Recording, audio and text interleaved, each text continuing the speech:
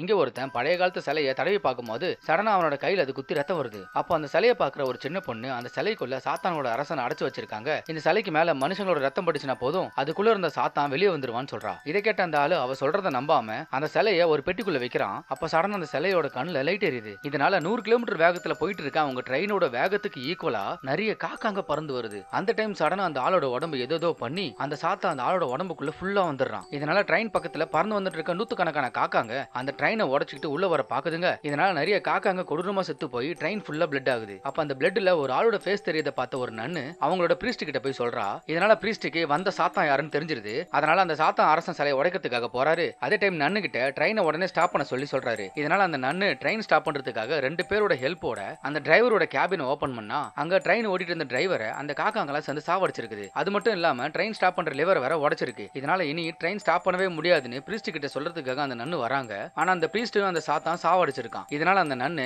எப்படி இந்த சாத்தானை சாவடிச்சுட்டு அவங்க போயிட்டு இருக்க ட்ரெயினை ஸ்டாப் பண்ண போறேன்னு தெரியலன்னு யோசிக்கிறா.